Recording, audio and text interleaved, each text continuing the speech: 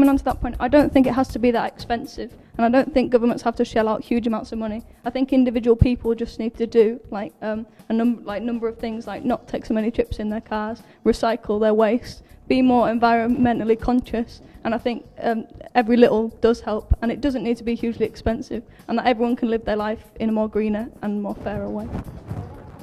Well, I just think it's the lesser of two evils, really. Obviously, the environment should come before money, and like your example of the light bulbs, for the sake of a few pence, when you're ultimately helping save the earth, what would you choose, really? We couldn't make a difference if we want to. It's just whether down to people are prepared to make the effort and, like Fern says, be more conscious and prepared to step out and make a change. Because I think a lot of people feel, why should I be the only one to try and make a difference if other people aren't? And I think people have just got to be prepared to break the mould and be prepared to come out. It's my view that global poverty is a much more important issue for the world at the moment than environment change. So I think, but the two issues are inextricably linked. It does cause droughts, acid rain, and therefore they do both need to be tackled together in a cohesive strategy. And I think the government needs to put a lot of influence on big business, needs to pressure big business to cut its emissions, because make small changes that we can make in our lives make a difference.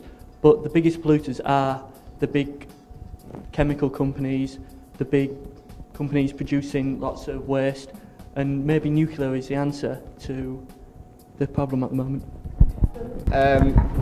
No, it's probably not a good idea to do much about the environment for the time being until like all the world's social problems have been fixed.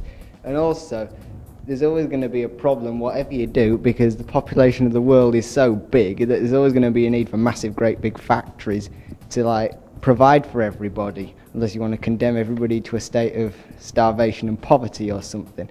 Therefore, there's no choice but to keep things as they are until the population of the world's gone down a bit. Right. I think the general apathy, either way. I think the general apathy is much like the voting issue in that people just don't really care anymore. It doesn't matter if you can recycle or if your next door neighbour recycles, but in general, there's no outreach to people to sort of shout at them to push them into recycling. People are talking about recycling, but in our area, there's so little that we can actually recycle. We've been told that there are so many different types of plastic and types of cardboard that we can't recycle, so it makes the whole environmentally friendly issue so much more difficult for, just one person. I don't think it's really an issue of money in that, but I think there does need to be sort of campaigns to let people know what they can do, because I wouldn't really know what to do to like reduce my carbon footprint or whatever. So if you let people know what they can do, then they would maybe do it. I think generally the population just takes the easy way out. I mean, on many occasions have I, example, had a pie and I've got a lot of waste, bagged it all up, gone to the one single disposal unit that I know in the area, which is over near the Beverley Beck, and just thrown it in the whatever tip.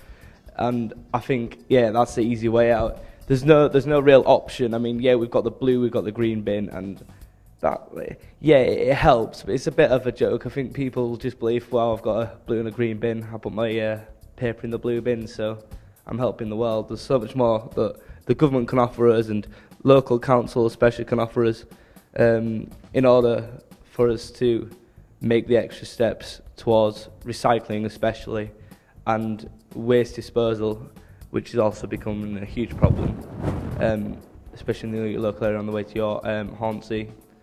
That's like getting full. But yeah, the easy way out, that's what everybody takes, and it's just a matter of pushing everybody to just take that extra step. And nobody's doing it really at the moment.